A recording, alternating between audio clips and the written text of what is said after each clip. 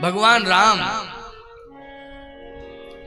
चित्रकूट में कामदगिरि पर्वत पर विराजमान हैं। ये कामदगिरि के बारे में लोग शंका करने लगते हैं कि महाराज कामदगिरि का महिमा महत्व क्या है। आप कभी गोवर्धन जी गए? बहुत से लोग गए होंगे, सारे लोग तो नहीं गए होंगे, लेकिन गिरिराज गोवर्धन की परिक्रमा। अच्छा, कितने लोगों ने गिरिराज जी की परिक्रमा की, गोवर्धन की परिक्रमा? जरा हाथ उठा देंगे तो हमें पता लग जाएगा कि हाँ इतने लोगों ने की। हाँ, कम ही लोगों ने की है। गिरिराज जी की भी परिक्रमा ज्यादा लोग नहीं कर पाए हैं।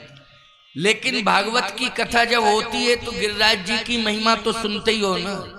कोलायत जी में तो कथाएं होती रहती, गांव गांव में भी भागवत की कथाएं ज्यादा होती हैं।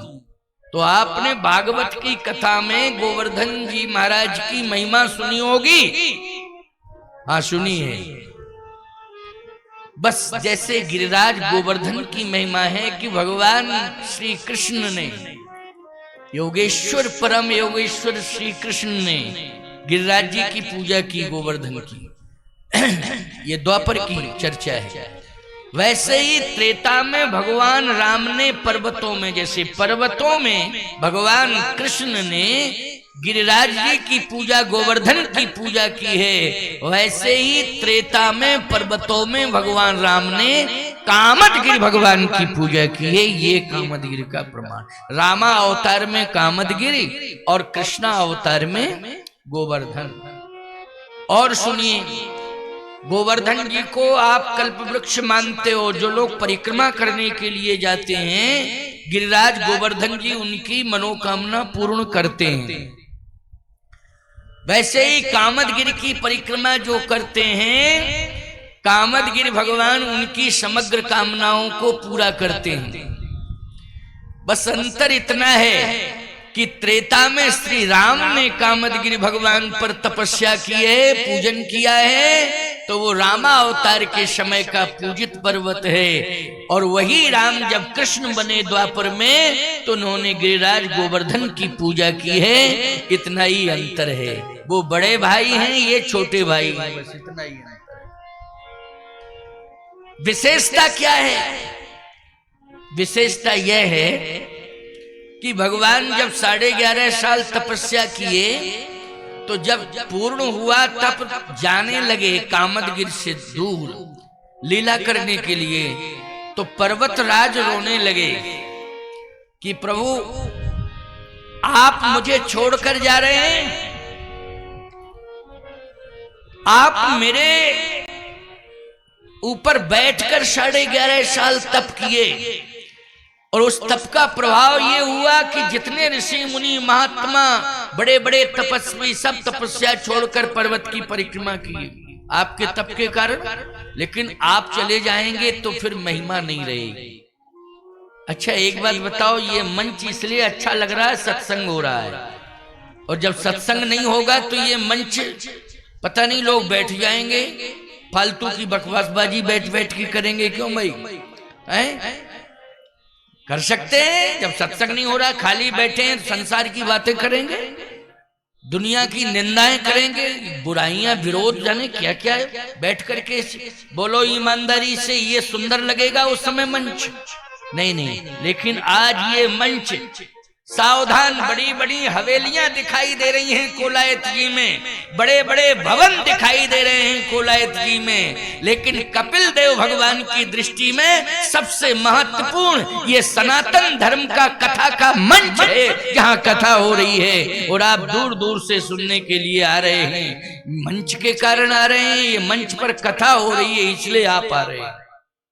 ये कथा के उद्देश्य से ही मंच बनाया गया है। तो महिमा, कथा के कारण इसकी महिमा बढ़ गई, कथा के कारण इसकी महिमा बढ़ गई। कथा कल विश्रामित होगी, मंच यही तो कहेगा कि कितने हजारों लोग आते थे, अब तो कोई नहीं आ रहा है, कोई नहीं आ रहा है। तो ये मंच उदास हो जाएगा कि नहीं हो जाएगा? अनुभव करना। हजारों लोग आते थे यहाँ बैठ करके। जगत गुरु रामानंदाचार्य स्वयं कथा कहते थे, हजारों लोग दर्शक भी रहते थे और श्रवण करने के श्रोता भी बनकर बैठते थे। आज सूना पड़ा हुआ है, तो ये मंच जो है बार बार याद करेगा कि सत्संग होना चाहिए। ऐसे ही कामदगिरी पर भगवान ने तप किया, वहां सत्संग होता था। जाने लगे तो पर्वतराज रोने लगे, कामदगिरी भगवान। उन्होंने कहा कि प्रभु आप छोड़ करके जा रहे हैं, अब कोई नहीं आएगा, आपके कारण सब आते थे। ऋषि मुनि महात्मा, सत्संग भी होता था और तप भी होता था। भगवान ने कहा कि विपत्ति में आपने मुझे आश्रय दिया, विपत्ति में, क्योंकि विपत्ति काल चल रहा था। वनवास काल का अर्थ क्या होता है? वनवास काल का अर्थ होता है विपत्ति काल। विपत्ति में आपने मुझे आश्रय दिया, तो संसार में मेरा सबसे बड़ा आश्रय स्थल कामदगिरि होगा। और एक बात मैं कहना चाहता हूं, दुनिया सुन रही है मेरी बात को, देवता भी सुन रहे हैं, सभी सुन रहे हैं मेरी बात को। अयोध्या में तो मेरा जन्म हुआ है, वो जन्मभूमि है, लेकिन चित्रकूट मेरी तपोभूमि कहलाएगी। जन्मभूमि और तपोभूमि में क्या अंतर होता है, आप इसको समझिए। जन्म तो व्यक्ति का कहीं भी हो सकता है, लेकिन ये गारंटी नहीं है कि जहां जन्म हुआ वहां व्यक्ति रहे ही।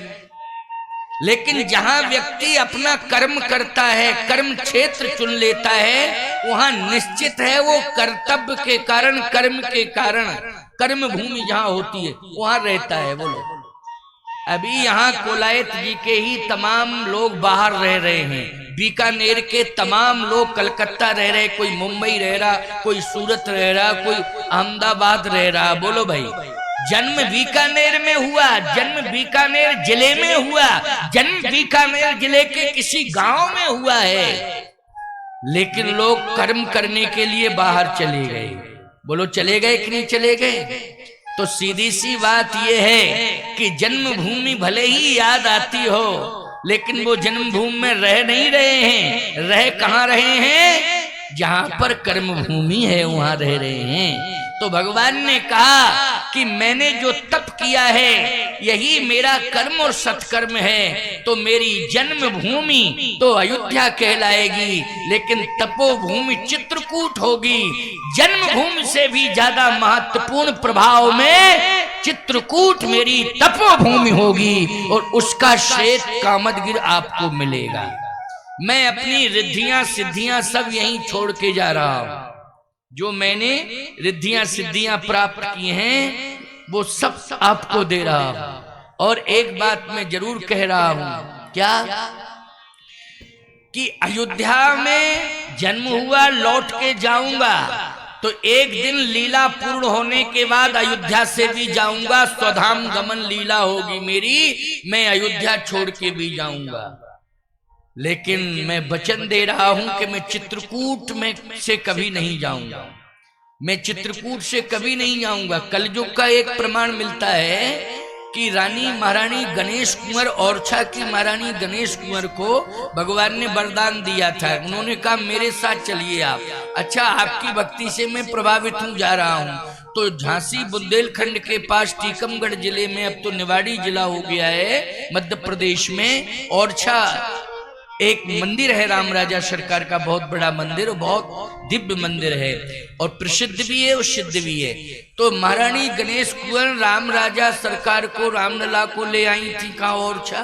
तो वचन दिया था कि मैं दिन में ओरछा में रहूंगा और रात्रि में मैं कहाँ रहूंगा? अयोध्या में रहूंगा।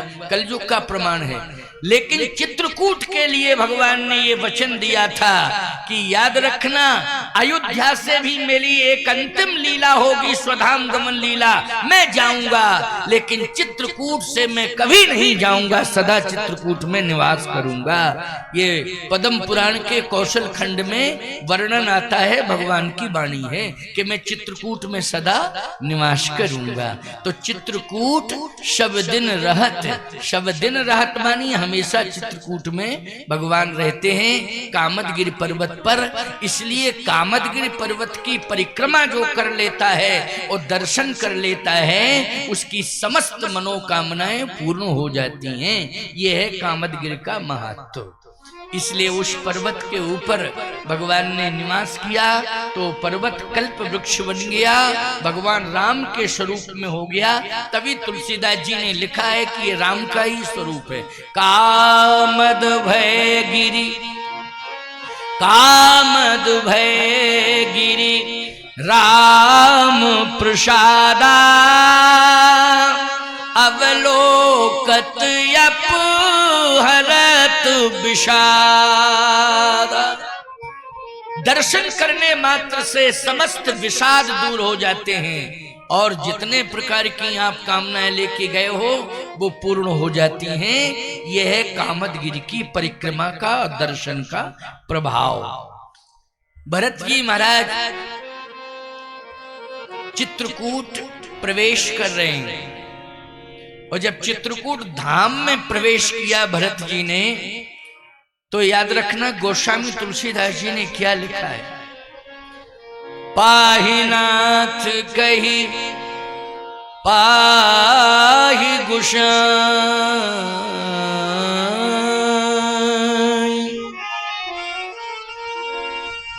पाहि नाथ कही पाहि गोसाई, पाहि नाथ कही पाहि गोसाई, पाहि नाथ कही पाहि गोसाई, पाहि नाथ कही पाहि गोसाई। भूतल भरेऊ लकुट की नाई, भूतल भरेऊ लकुट की नाई, भूतल भरेऊ लकुट की नाई, भूतल भरेऊ लकुट की नाई। पाहि नाथ कही पाहि गोसाई, पाहि नाथ कही पाहि गोसाई, भूतल भरेऊ लकुट की नाई। पाहि माम पाहि माम पाहि माम मानी लकड़ी की तरह गिर गए।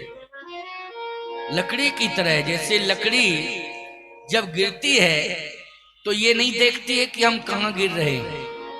क्यों भाई, देखती है लकड़ी? नहीं देखती कि हम कहाँ गिर रहे हैं। अच्छा, वो लकड़ी जब गिरती है तो ये सोच के गिरती है कि अब मैं उठ नहीं पाऊंगी, कोई उठाएगा तभी उठूंगी।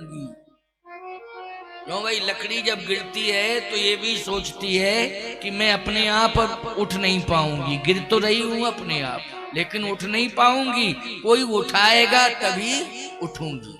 तो भरत भी यही सोच करके पड़े हैं चित्रकूट की भूमि पर कि अब मैं उठूंगा नहीं। फिर जब प्रभु राम मुझे उठाएंगे तभी मैं उठूंगा, वरना मैं उठूंगा नहीं। ये समर्पण का भाव है। समर्पण। पाहि माम पाहि माम पाहि माम, भूतल परेऊ लकुट की नहीं। लकड़ी की तरह भरत जी पड़े,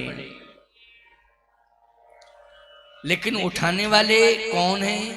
कहे बेटा गिरता है तो माँ उठाती है, शिष्य गिरता है तो गुरु उठाता है। क्यों भाई, ऐसे शिष्य गिर जाए तो कौन उठाएगा? गुरु। बेटा गिर जाए तो कौन उठाएगा? सबसे पहले माँ। तो माँ भी साथ में है और गुरु भी साथ में है, उठाने वाले दोनों साथ में हैं। लेकिन भरत जी महाराज कहते हैं कि मुझे उठाना नहीं। मेरी प्रार्थना है, मुझे उठाना नहीं। हे गुरुदेव, आप अयोध्या में रहे और फिर भी इतनी बड़ी घटना घटती रही, लेकिन आपने समय से मुझे नहीं बुलाया। जब पिता का, भैया का वनगमन हो गया, पिता का मरण हो गया, तब आपने दूतों को भेजा था कश्मीर कि जाओ भरत को लेके आओ। लेकिन आपने पहले नहीं बुलाया, कोई समाचार नहीं दिया आपने। इसका मतलब यह है कि जिस दिन भैया का वनगमन हुआ और पिताजी का मरण हुआ, भरत तो उसी दिन गिर गया था और ये आपकी उपस्थिति में हुआ था। वनगमन भी आप देखते रहे, प्रभु राम जा रहे थे, मन आप देखते रहे, और पिता के प्राण निकल रहे थे, आप देखते रहे। तो आपने उस समय तो मुझे नहीं बुलाया, इसलिए मेरी प्रार्थना है कि आप जो है मुझे उठाएंगे नहीं। मां से कहा यहां तीनों माताएं हैं, कौशल्या मां जिन्होंने मुझे सांत्वना दी, गोद में बिठाया, माता भरत गोद बैठारे, आंसू पहुंच मृदु वचन उचारे। विपत्ति में गोद तो दी थी मां ने, लेकिन मां आपने भी विचार नहीं किया। अरे राज्याभिषेक की अगर तैयारी हो रही थी और यदि उसमें किसी प्रकार का व्यवधान हो रहा था तो कम से कम इतना तो आप कह देती कि भरत को तो बुला लो। लेकिन उस समय आपको मेरा विस्मरण हो गया था, आपने भी कुछ नहीं कहा। इसलिए मां, जिसको प्राप्त करने के लिए हम जा रहे हैं, बस उसी के हाथों में मेरा जीवन आना चाहिए, उसी से मेरा कल्याण है। जिसकी शरण में मैं जा रहा हूं वही अपने हाथों में मुझे उठाए, मुझे स्वीकार करे, बस। क्योंकि मेरे पास अब कुछ बचा नहीं है, केवल एकमात्र इतना ही कुछ है मेरे पास। मात्र ये संभावना पाई जा रही है कि प्रभु अपने हाथों से मुझे उठाएंगे, ये संभावना पाई जा रही है। अभी इसमें गारंटी नहीं है, इसलिए गारंटी नहीं है कि हो सकता मेरा नाम सुन करके कहीं स्थान छोड़ के ना चले जाएं। उठ जन अनत जाए तज ठाऊं, मेरा नाम सुने शायद स्थान छोड़ के ना चले जाएं, लेकिन नहीं, मुझे विश्वास है। ओ भरत जी क्या कह रहे हैं, सुनना जरा। यद्यपि मैं अनभल अपराधी, ओ भई मोह कारण सकल उपाधि, अरे हुक अनभल कीन न रामा, मैं शिशु सेवक यद्यपि बामा, यद्यपि जन्म कुमातुते, मैं सठ सदा सदोष, आपन जान न त्यागी है, मोहे रघुवीर भरोस। अपना समझ करके मेरा त्याग नहीं करेंगे, ऐसा मुझे विश्वास है। इसलिए मुझे पड़ा रहने देना, उठाने के लिए प्रभु खुद आएंगे। लेकिन सूचना कौन देगा? प्रभु को, क्योंकि दूर पड़े हो, पास में पड़े हो तो अलग बात है, लेकिन जब दूर पड़े हो तो सूचना कौन देगा? भरत जी ने कहा सूचना देने वाला भी साथ में ही तो रहता है, लक्ष्मण। अरे लक्ष्मण क्रोध में है।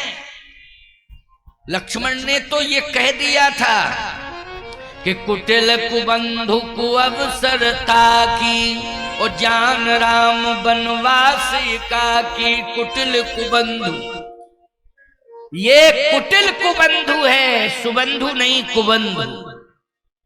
तो लक्ष्मण तो नाराज है, क्रोध में, पता नहीं क्या क्या कह रहा है लक्ष्मण, कुबंधु कह रहा है, वो कभी पास आएगा?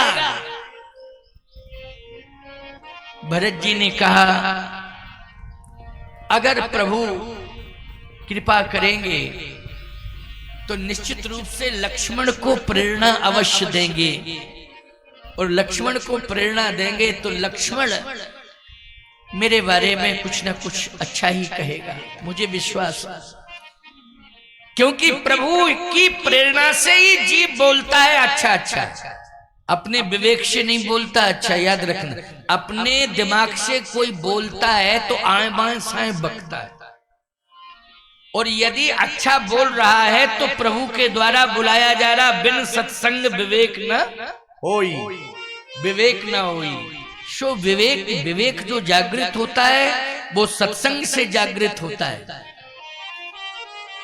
इसलिए मुझे विश्वास है कि लक्ष्मण को प्रेरणा मिलेगी और लक्ष्मण का विवेक जागृत होगा तो लक्ष्मण मेरा फिर विरोध नहीं करेगा, लक्ष्मण मेरा समर्थन करेगा।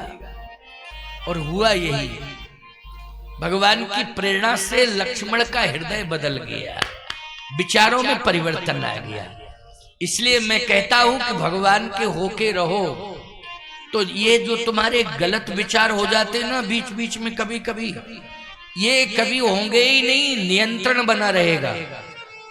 भगवान ही जो है संभालेंगे, ये पक्की बात मान के चलिए आप, भगवान संभालेंगे। भगवान के होके रहो, भगवान के होके रहो, भगवान संभालेंगे।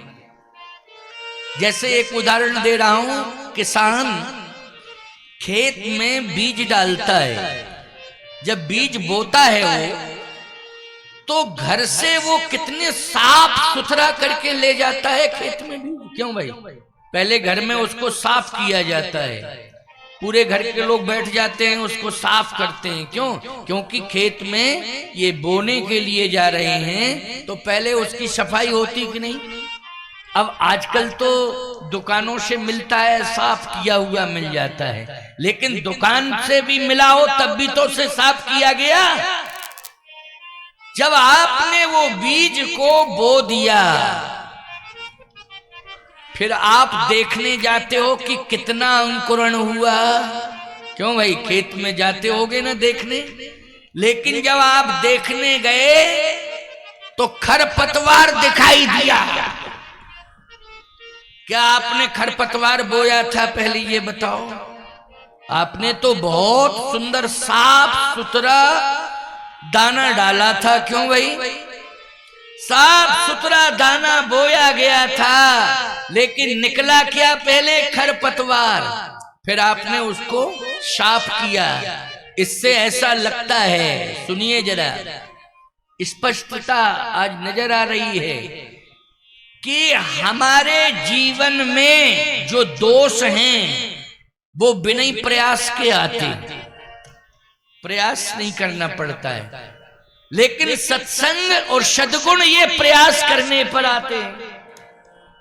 क्यों भाई?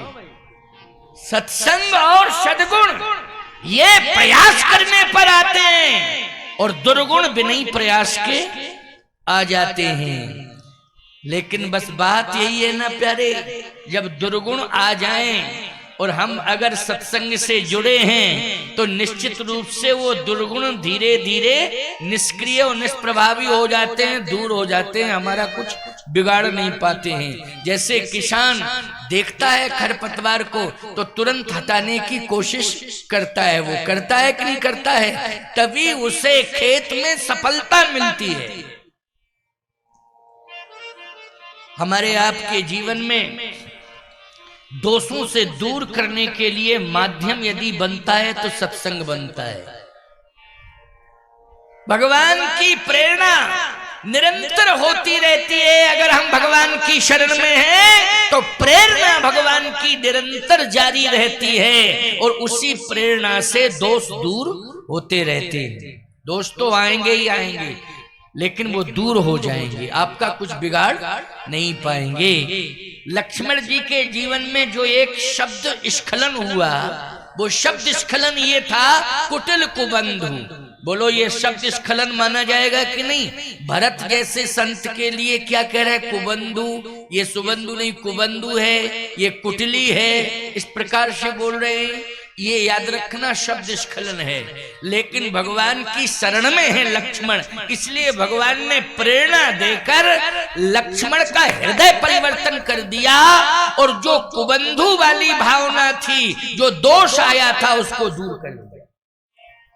ये भगवान ने किया। अब प्रमाण दे रहा हूं, केवल शब्दों से काम नहीं चलेगा, इसके लिए दोहा, छंद, सोरठा, इसका प्रमाण मुझे देना पड़ेगा, तो मैं दे रहा हूं, सुन लीजिए।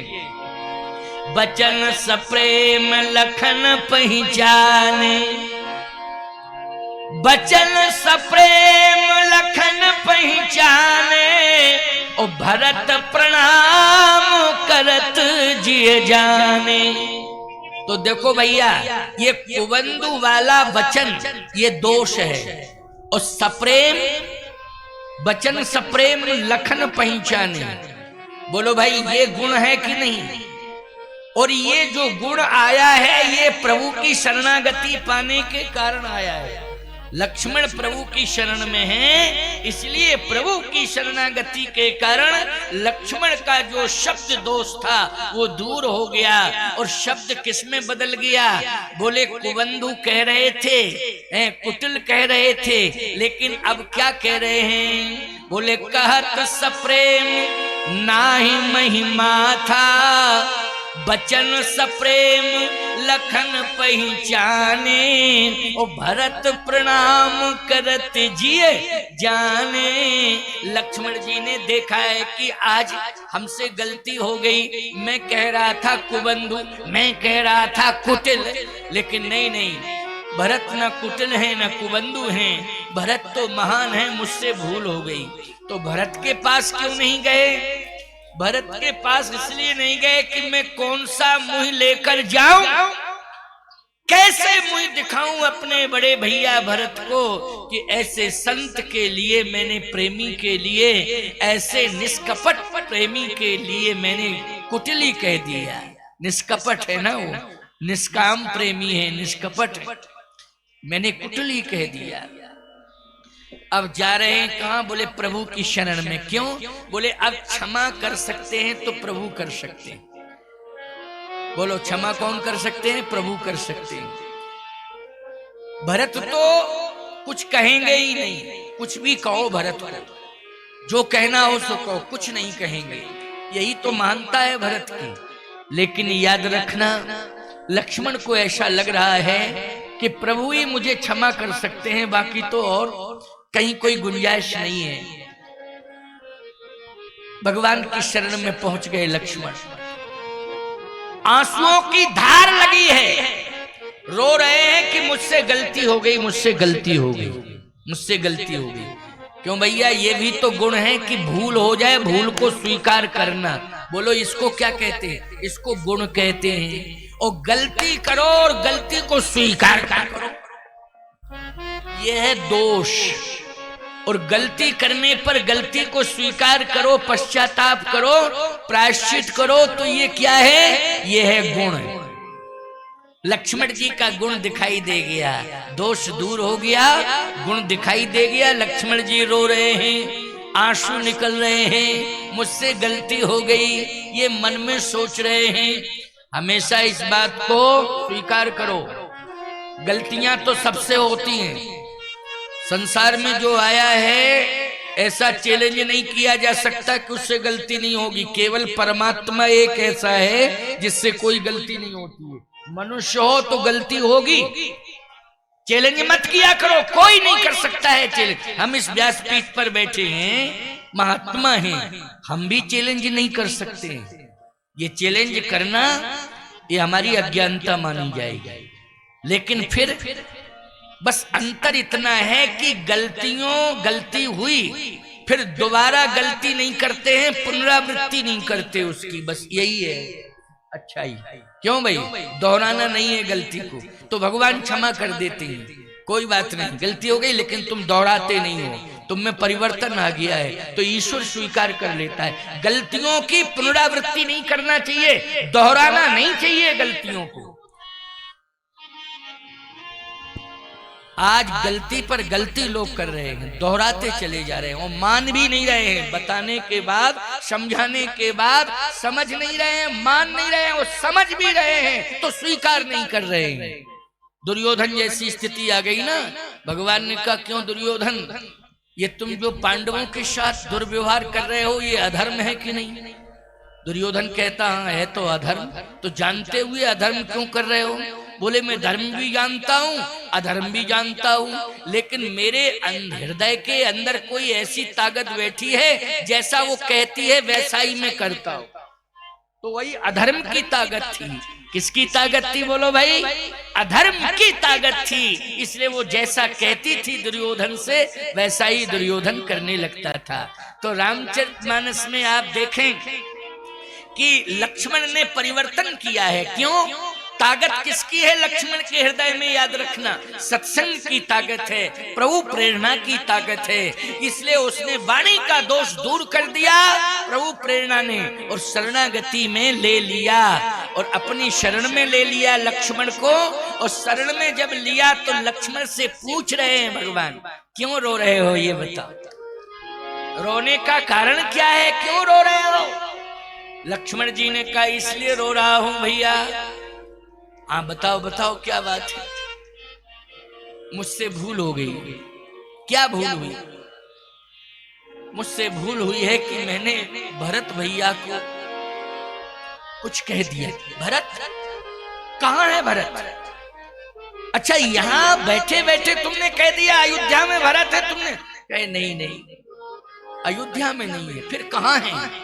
कहत सप्रेम नाये महिमा था, भरत प्रणाम करत रघुनाथा। भरत प्रणाम कर रहे हैं, आ गए हैं भरत, वो सामने पड़े हैं, कुछ दूरी पर हैं, मैं देख के आ रहा हूँ। साष्टांग प्रणिपात कर रहे हैं, लकड़ी की तरह पड़े हैं, पाहिमाम पाहिमाम कह रहे हैं। भगवान राम ने कहा, आ गया भरत, आ गया। हाँ, उठे राम सुन प्रेम अधीरा। तो बोलो भाई, भरत के आने की सूचना अयोध्या से जो आए हैं उन्होंने दी है कि लक्ष्मण जी महाराज ने दी है? बोलो, राम जी को, लक्ष्मण ने दी है राम जी को सूचना। लक्ष्मण दूर थे, कछुक दूर सजबान सरासन, जागन लगे बैठ वीर आसन। दूर थे, लेकिन याद रखना लक्ष्मण दौड़े दौड़े गए, राम जी को सूचना दी। प्रभु श्री राम ने कहा, भरत आ गया, अब तो दौड़ पड़े प्रभु राम। उठे राम सुन प्रेम अधीरा, भरत को उठाने के लिए दौड़े। और भरत सोच क्या रहे थे कि उठाएंगे तो प्रभु उठाएंगे, वरना मैं उठूंगा ही नहीं। उठूंगा तो प्रभु के हाथों से उठूंगा। तुम लोग भी सोच लिया करो कि हे प्रभु, अगर मैं गिर जाऊं तो आप उठाना, और गिरने लगूं तो कोशिश करना आप पकड़ लेना मुझे, और अगर गिर जाऊं तो आप उठा लेना। बस इतना ही भगवान से प्रार्थना करते रहो। ये उठाने वाला परिवार नहीं होगा, तुम्हें याद रखना। देखने में लगेगा कि हमारे भाई ने उठा लिया, देखने में लगेगा बेटे ने उठा लिया, देखने में लगेगा पत्नी ने उठा लिया। ये उठाएंगे क्या? ये उठा भी लेंगे तो फिर इसका संकेत ये है कि अब तुम्हें फिर गिरना पड़े। बार बार ये उठाएंगे और बार बार तुम्हें गिरना पड़ेगा। ये जितने भी उठाएंगे परिवार के, तुम्हें बार बार गिरना पड़ेगा। लेकिन परमात्मा ने अगर एक बार तुम्हें उठा लिया तो जिंदगी में कभी गिरना नहीं पड़ेगा प्यारे। ये है अंतर, ये ईश्वर की ताकत है। एक बार उठा लिया फिर गिरने के चांस खत्म। क्यों भाई? फिर कहीं नहीं, कभी नहीं गिर सकते हो, भगवान ने ये उठाया है। सावधान भरत जी, इसलिए तो कहते हैं कि अब तो प्रभु को ही उठाना पड़ेगा, और वास्तव में भगवान को ही जाना पड़ा। उठे राम सुन प्रेम अधीरा, कहूं पट कहूं निखंग धनु तीरा। अच्छा एक बात बताओ भाई, जब भगवान उठे तो पीतांबर अलग हो गया। पट मानी होता है पीतांबर, अलग हो गया। निखंग धनु तीरा मानी धनुष बाण दूर हो गए। तो ये सब इनको गिराने की क्या जरूरत थी? न तो पीतांबर त्यागने की आवश्यकता थी, न धनुष बाण को अलग करने की आवश्यकता थी। लेकिन भगवान जब उठे तो स्पष्ट लिखा है, उठे राम सुन प्रेम अधीरा, कहूं पट कहूं निखंग धनु तीरा। पट गिर गया, पीतांबर। किसी ने कहा प्रभु पीतांबर गिर गया है, उठा लीजिए या मैं उठा के दे दूं। कहा नहीं नहीं, ना मैं उठाऊंगा ना तुम उठा के देना। तो पीतांबर की गलती क्या है? भगवान ने कहा ये पीतांबर मेरे हृदय पर रहता है, लेकिन आज मैं अपने हृदय पर पीतांबर को स्वीकार नहीं करना चाहता। क्यों? क्योंकि मैं भरत को उठाने के लिए जा रहा हूं। जब उठाऊंगा, हृदय से लगाऊंगा, तो भरत और राम के हृदय के मध्य में ये पीतांबर बाधक रहेगा। क्यों भाई, रहेगा कि नहीं रहेगा? बाधक रहेगा। हृदय से हृदय मिल नहीं पाएगा, क्योंकि ये पीतांबर बीच में रहेगा। बोलो, रहेगा बीच में कि नहीं? ये बाधा खड़ी करेगा। तो भगवान राम ने कहा, आज मैं भाई को उठाने जा रहा हूं और ये भाई भाई के मिलन में बाधा खड़ी करेगा। तो भगवान ने कहा, जो भाई भाई के मिलन में बाधा खड़ी करता हो उसका तो त्याग ही कर देना चाहिए। इसलिए मैंने पीतांबर का त्याग कर दिया। संकेत तुम सबको मिल रहा है कि भाइयों भाइयों के बीच में जो विरोध कराने वाले लोग हों, याद रखना, उनका त्याग कर देना चाहिए। ये राम कथा का मंच तुम्हें आदेश दे रहा है, उपदेश भी है, वो आदेश भी है। भाई भाई के बीच में जो बाधा खड़ी कर रहा है, मिलने नहीं दे रहा, विरोध करा रहा है, ऐसे लोगों को ईमानदारी से बताओ, त्यागना चाहिए कि नहीं त्यागना चाहिए? भगवान राम ने कहा कि मैं पीतांबर का त्याग कर रहा हूं। तो धनुष बाण तो कंधे पर थे, आपने इनको क्यों अलग कर दिया? पीतांबर तो हृदय पर पड़ा था, लेकिन धनुष बाण तो साइड में थे कंधे पर, इनको आपने क्यों त्यागा? आप भरत को उठाएं, हृदय से लगाएं, ये साइड में रहेंगे धनुष बाण, कोई दिक्कत नहीं। भगवान राम ने कहा कि इन धनुष बाणों में भी एक संकेत है। क्या? बल। ये धनुष बाण किसके प्रतीक हैं? बल के प्रतीक हैं। यही संकेत मिल रहा है कि नहीं? जैसे आपके हाथ में कोई शस्त्र हो तो आप अपने को ताकतवर मानते हो कि नहीं मानते हो? ताकत आप में कम है, लेकिन शस्त्र के कारण आप अपने को अधिक ताकतवर मान रहे हो। ताकत किसकी है? शस्त्र की ताकत है। भगवान ने कहा, ये धनुष बाण संकेत दे रहे हैं, क्योंकि ये बल का प्रतीक है, ये बल का संकेत दे रहे हैं धनुष बाण। तो ठीक है, दे रहे हैं तो अच्छी बात है, इसमें दिक्कत क्या है? बल के प्रतीक हैं, इसलिए संकेत दे रहे हैं बल का। भगवान ने कहा, लेकिन मालूम है, भाई भाई के बीच में शस्त्र नहीं होना चाहिए। शस्त्र का बल भाई भाई के बीच में, शस्त्र तो शत्रु के लिए होता है। बोलो, शस्त्र का बल किसके लिए अपनाया जाता है? शत्रु के लिए, लेकिन भाई भाई के लिए नहीं। फिर भाई भाई के बीच में क्या होना चाहिए? भगवान ने कहा, शस्त्र बल नहीं होना चाहिए, प्रेम बल होना चाहिए। इसलिए भरत के प्रेम बल के आगे आज राम का शस्त्र बल अस्तित्वहीन हो गया। भाई भाई के प्रेम बल, भरत प्रेम बल लेकर के आया है। जो प्रेम बल लेकर के अयोध्या से आया है, राम क्या शस्त्र बल लेकर के जाएगा? नहीं नहीं, राम भी प्रेम ही लेकर जाएगा। क्या लेकर जाएगा? राम प्रेम लेकर जाएगा। भाई भाई के सामने, भाई भाइयों के बीच में शस्त्र नहीं होना चाहिए।